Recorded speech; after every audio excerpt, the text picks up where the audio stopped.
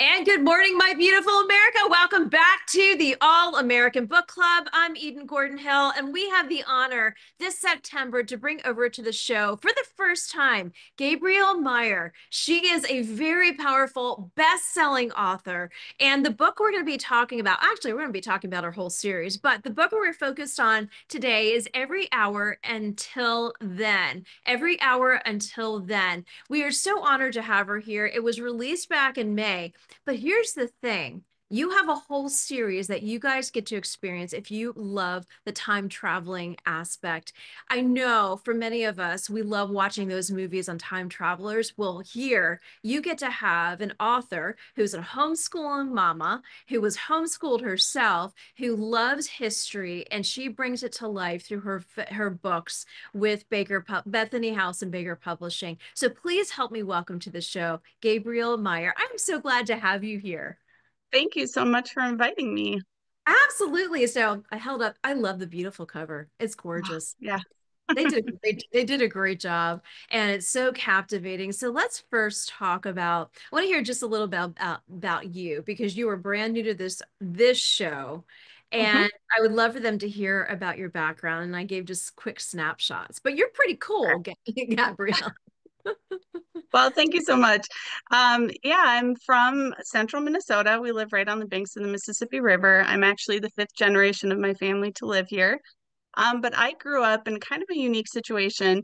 My dad was a caretaker for a historic estate, and we lived in the caretaker's cottage, which was the old carriage house, kind of like Sabrina.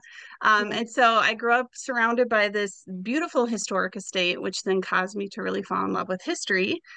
And we homeschooled back when nobody was homeschooling. Like I remember it was in the early 90s, and people would ask us, like, why aren't we in school? And my mom would have to explain it. So she was kind of one of the pioneers of homeschooling. And that Wow. really impacted who I became then as a person. And my mom really encouraged us to kind of pursue what we love, and I loved history. So she took me out to our local county historical society. I was the only 11-year-old out there volunteering. And I just love to sit with all of the elderly people who volunteered. And I just learned so much from them. And at a very young age, knew that I wanted to tell stories surrounding historical events so that I could help other people get excited about history. And then I also had another unique opportunity. I worked at the Charles Lindbergh Historic Site. So, Charles Lindbergh, the aviator, he grew up Yes. in my hometown. And so I worked at his historic home for 10 years. And that's where I really learned kind of how to hone telling a real historical story about real people. I did that as a tour guide for many years and had kind of one-on-one opportunity to see how those stories impacted people as I told them. So that was kind of my background. Knew I wanted to write, like I said, since I was about 11, and pursued a lot of different publishing houses. I actually have 45 books published. Well So done. yeah, Congratulations. thank you. But what I really wanted to do was write historical fiction for Bethany House specifically. They're, like you said, part of the Baker Publishing Group. Wow. In my opinion, one of the best in the publishing industry. And so really pursued writing for them for a long time. And now I am. I'm writing the Timeless series. Well, let's talk about the Timeless series. So, you have captivated my heart with this one, but I would love to hear talk to people about the time travel and the time Sure. crossover because I heard you talk about it in another interview and I thought, you know what? A lot of people may not know exactly what it means. And I want love the audience to hear about how you are incorporating it and how you're choosing these different time periods. Sure. So my time travel is a little bit different. I call it time crossing because it's really not your typical time travel book. So usually most time travel, somebody falls through a portal of time and then they're stuck between these two different eras and they're trying to get back to their original time, but maybe they fall in love or they have to now win a war or something like that. My books are a little bit different because the main character is a time crosser. They're born with this gift. It's a genetic inheritance. The first book is about Libby. She lives in 1774 Colonial Williamsburg. When she Yeah. falls asleep there, she wakes up in 1914 New York City. She has two identical bodies, but one conscious mind that goes between them. So she has all of the same memories and experiences in these two different timelines. And then on her 21st birthday, she has to choose which one to keep, which life to keep, and which one to forfeit. And if she knowingly changes history, this is also a big one. If she knowingly changes history, she will forfeit the timeline she changes. And one of the reasons I chose to do that was because I didn't want to mess with history. I didn't want to all of a sudden have my characters living in an alternate, universe or alternate world that my Sure. readers wouldn't understand or recognize. So that's book one. Book two then is Libby's daughter, and Mhm. she lives in, for reasons you find out in book one, she has three timelines. So she lives in 1861, 1941, and 2001, all in Washington, D.C. That was a lot of fun to write about those three timelines. And then book three is set during the Salem witch trials, and then 1912 during the early age of aviation. And that's identical twin sisters who have this time crossing mark or gift. And then book four is 1927 and 1727, so Pirates and Gangsters. And then book five is the one that just released in May of this year, Every Hour Until Then. That one's a little bit unique too because there's only 50 years between this heroine's timeline. So she lives in 1888 and she lives in 1938. 1938, she works for the Smithsonian Institute. She gets invited to London to put together an exhibit about Jack the Ripper. And when she gets there, she finds out that her sister from her 1888 timeline will be Jack the Ripper's last victim. So she can't knowingly change history without forfeiting her 1888 timeline, but she also needs to save her sister. So she's going to have to change history, and that will impact her and the decisions that she has to make for both timelines. So these are unique because they're not your typical time travel. They're not. And I love exploring all different timelines and historical events. I have to ask you, is there book six? Yes. Yeah. So originally, when I proposed this idea, it was just going to be the first three books in the series, Oh, but wow. they have kind of just taken off and have surprised not only myself, but my publisher. And we've been really excited with the response. And so we are actually planning book six will come out in November of this year. And then book seven will come out in May of 2026. And we are talking about books eight, nine, and 10. Oh my So goodness. it's kind of becoming more of a series and or beyond a series, kind Yeah. of into a brand almost. You need to be picked up by a program and and have your own series. I mean, it's phenomenal. It really Yeah, is. It's so well done. And it thank couldn't you. happen to a better person who's a lover of history. I mean, Thank you. I'm sure you have to do your research and you have to travel, Mhm. but with your historical background and knowledge, I'm sure that lends to a huge bulk of your research. It does.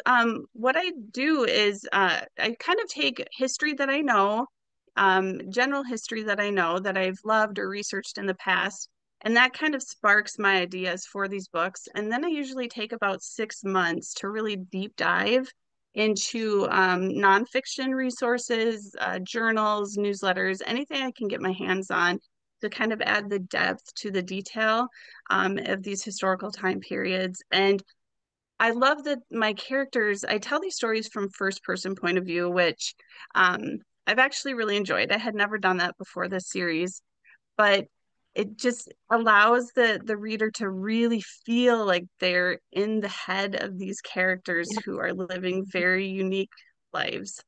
Yes. Well, no, I felt that when I was reading this one. Absolutely. So, as we are in the month of September, I also wanted to highlight a book I had heard you talk to and do an interview on, and you encompass three different times in American history, and one is more recent, which was Mhm. 2001. And so I would love to kind of talk to that as we are headed into the 24th anniversary of 9/11 this year. It's crazy to actually think about. So talk Right. to us about those three specific times in that book as well. Sure. So the book you're talking about is In This Moment. It's book 2 in the series. I kind of chatted a little bit about that. So the character's name is Maggie, and she has three timelines for different reasons. Um, and I chose 1861, 1941, and 2001 because those dates always stood out to me. So before 9/11 happened, I was always intrigued that the American Civil War was 1861 to 1865 and the American or the World War II was 1941 to 1945. I just, for some reason, that was interesting to me. And on September 11th, I was 21 years old. I had just been married, and I remember the day 9/11 happened. It occurred to me that it was a one, so 2001.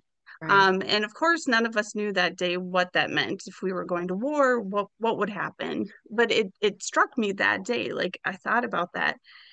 So when it came time to brainstorm this book, I thought, wow, those three timelines were such pivotal moments in American history. What would it be like for my character to live through each of them? And so I have her at in Washington, D.C. in 1861 at the very beginning of the war. She's at the Battle of Bull Run. She sees it firsthand, which is kind of the first battle of the Civil War. And then I take her to Pearl Harbor in 1941, which she's a Navy nurse. In 1941, in 1861, she is a hostess for her father, who is a senator and a good friend of Abraham Lincoln. So she gets into the White House in each of these timelines. And then in 2001, she is a medical student at Georgetown University, living in Washington, D.C. And her mother is the social secretary for George Bush in the White House. And so she gets this really firsthand look at each of these events. Um, and one of the things that my readers said that really impacted them about this is we often read historical stories and it's hard for us to imagine what it would have been like to live through this. So 1861, 1941, just kind of, we don't really think Right. about that too much as like, real events. Obviously they were, but it's hard to kind of put ourselves there. But when the reader is reading this, and all of a sudden we get to 2001 and she experiences 9/11, it gave the reader that perspective of like, wow, I lived through that. I know what that felt like. So all of a Yeah. sudden they could put themselves in the shoes of these other timelines.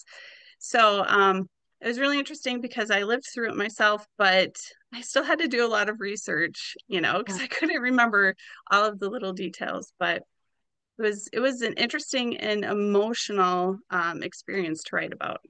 Oh, yeah, absolutely. Absolutely. So as you look back and writing that time period, is there something that really kind of struck you as you were writing it, but having lived through it, like your readers were saying? Because as I was sitting there saying, and I told you before we even hopped on, where I was day of, Mhm. day after, and what my work was during that time period, it was kind of like we were that World War II generation, the greatest generation. Mhm. Where were you?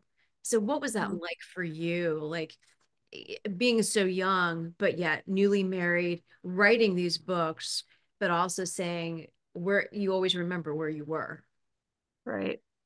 Like I said, it was interesting because I still had to do my own research. But one of the things that I did is I wanted my character to watch when President Bush came on for the first time to address the nation while the World Trade Towers were still burning, had not yet fallen. And it took me back to that moment on 9/11 when I was watching the same broadcast on my television live, not knowing what this meant. And so my mom had just had surgery on that Friday before. So I had left my husband in Iowa, had come up to spend the time with her to help with her surgery. So he was in Iowa, I was in Minnesota. I couldn't get a hold of him because he didn't have a cell phone at the time. Right. Things like that. Like it was so to relive it, to have my character in that moment of uncertainty. Um, it was very, very emotional and very powerful. And again, like I said, my readers kind of have shared that same thing with me. One of the unique things about this story is that my character is fully aware of what's happening in 1861. She knows what's going to happen in 1941 because she also lives in 2001. She has the knowledge of those time periods, but she Yeah. doesn't know what's coming in 2001. Yeah. So for the reader, again, it kind of puts them in that position of like, I know what's coming. Yes. And Exactly. so yeah, Exactly. so it's very emotional. No, I know it is. It is very emotional. I am so honored to be able to know you and have you a part of now my favorite authors group. And I want to give my, audience 110% endorsement of your work, your book, and what the books to come. And, it is a September, and obviously you have a book coming out in November. Do you want to give us a sneak peek into that one? And you know what? It's great to go and pre-order. It helps your sales. Not that you need help, sister, but it does go and it does help. Yeah, so book 6 now that's coming out in November. We kind of go back a little bit. So we meet a character in book 1, and I had no idea that the series would go this long. So when I introduced him, I didn't know he would get his own story. But if you followed along from book 1, book 6 is going to be the book where you get a lot of reward. There's going to be a lot of Easter eggs hidden in there from the previous books. But this one is set in 1883 during the Gilded Age in Newport, Rhode Island. And then it's set in 1563 during the court of Queen Elizabeth. There was a plague ravaging London at that time. And so my main characters, because there's two, it's a brother and a sister. So this is the first book that will have a male point of view. They are together in Queen Elizabeth's court. So Mm. a lot of intrigue, a lot of suspense, a lot of secrets. And then we're in his point of view in 1883 when he is in Newport, Rhode Island. So What that's a great just a little place. hint. Yeah. Oh, yeah. I love Newport, and that is a perfect timing, perfect location for sure. I absolutely love it. Yeah. Well, Gabrielle Meyer, I would love for you to share one more thing before we wrap this session. And if you would love to, if you would be kind enough to share any type of words of inspiration with our audience, whether it's a Bible verse or, you being a homeschool mama and having been homeschool yourself, I love that. I want to highlight that because we are not that far apart in age. And I remember being surrounded by homeschoolers and we're cool now, but it wasn't like you said, your mom had to explain everything. And Mhm. now homeschooling is the thing. We want to make sure that your books that are instilled with historical knowledge, that these generations know it, that they know what these time periods in our American history stood for, and even, around the world. So, what are some words of wisdom you'd love to share with our audience or a scripture? So one of the reasons why I write historical fiction is exactly what you said. I don't want our current generations to forget about our past. I think that the easiest way to take down a nation is to Mhm. um, forget the past and to take away any pride or patriotism that we have in our founding fathers. And I think, they are all human. They all made mistakes. They also did some incredible, amazing things for our country and for the world. And so it's so important that we know our history, that our children know our history. And whether you homeschool or you don't homeschool, I think it's really important that we continue to pursue the past. And the best way to do that is through great books, whether fiction or nonfiction. Find the books that really excite you and get you passionate. So that would Mhm. be my best advice for our current generation. Wonderful. I love it. Gabrielle, where can we find you and stay involved with you? Because this show is all about Instagram. Everybody's over at Instagram, hanging out, posting photos. You're going to see me with your books. We're going to just be promoting them far and wide. But where are the best ways for our audience to get involved with you? So Instagram is the best. I love Instagram. It's one of my favorite places to hang out. And it's just Gabrielle Meyer. It's Gabrielle_Meyer on Instagram. I'm on Facebook too for that group. And then I also have a website, GabrielleMeyer.com, and you can sign up. Excuse me.